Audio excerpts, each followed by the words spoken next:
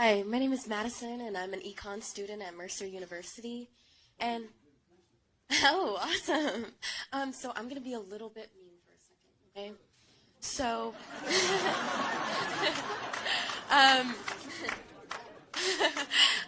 so you're arguably the candidate with the greatest advantage in this race. You've been the vice president. You weren't burdened down by the impeachment trials. So,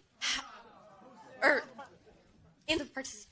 So how do you explain the performance in Iowa, and why should the voters believe that you can win the national election? It's a good question. Number one, Iowa's a Democratic caucus.